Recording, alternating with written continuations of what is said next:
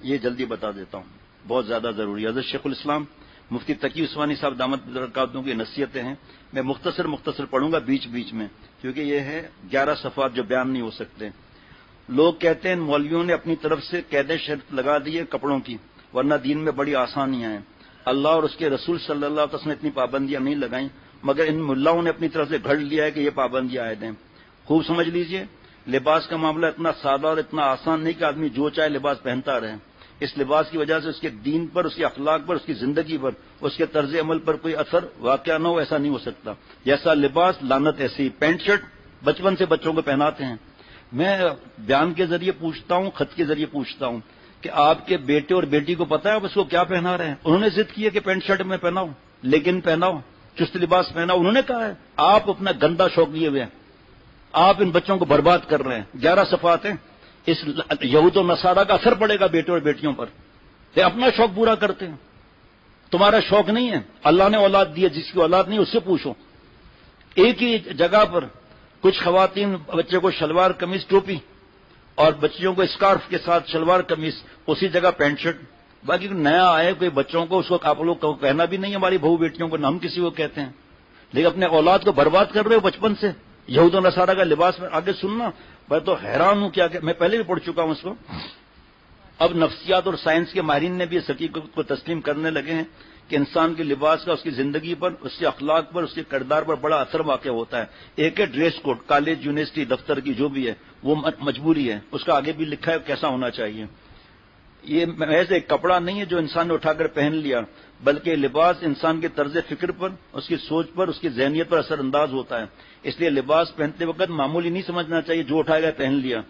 آگے حضرت مولانا احتشام الحق تھانوی رحمۃ اللہ علیہ کا بھی ملفوظ ہے، اللہ کا شکر ہے جس نے مجھے یہ توفیق عطا فرمائی۔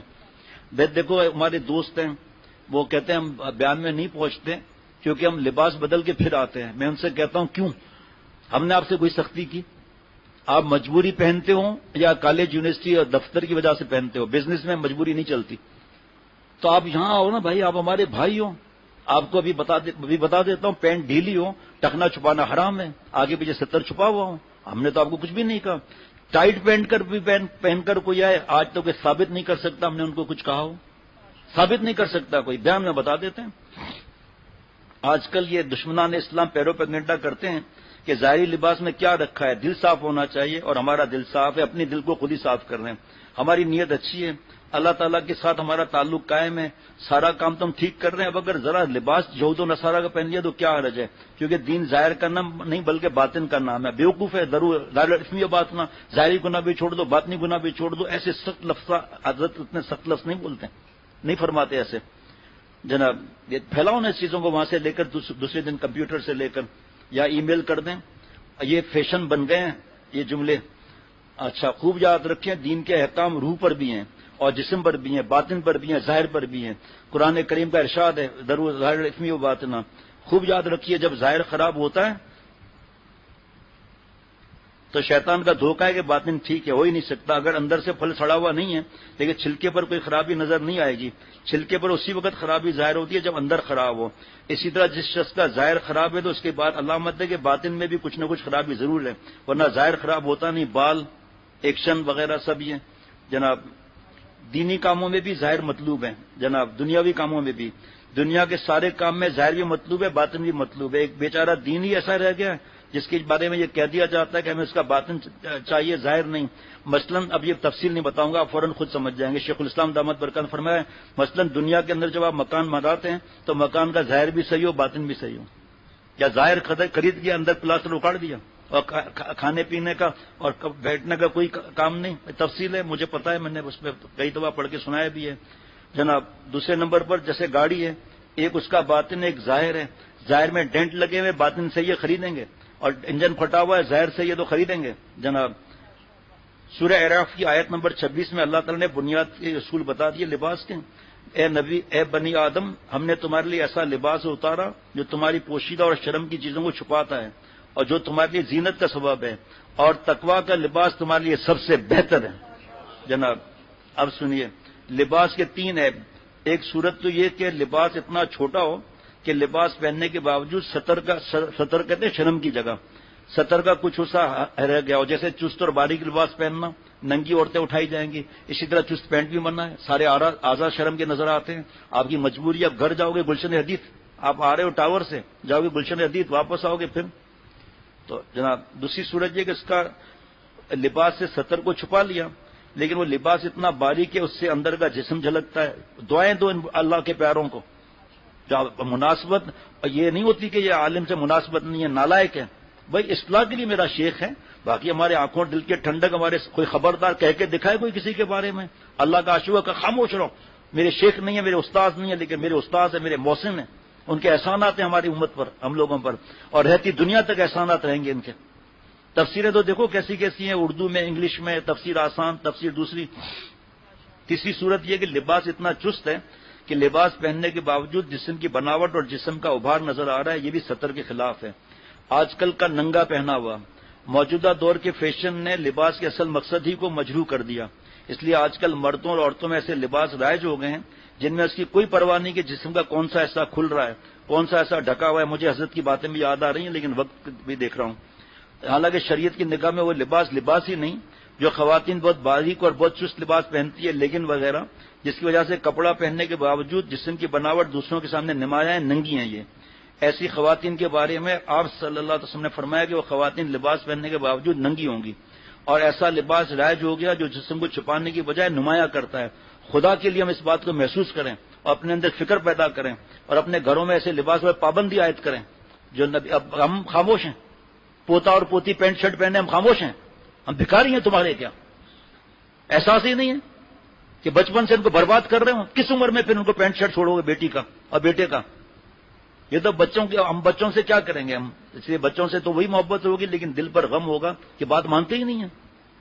بڑے عشق کا دعویٰ کرتے ہیں اور اپنے بچوں کو برباد کیا ہوا ہے. ایک طرف تو اس گھر کی بات کرتا ہوں جس کے بڑے سے میں نے کہا آپ تو بائیکاٹ میں آگے ہیں، یہود و نصارے کے. لباس کون سا پہنایا ہوا ہے آپ نے؟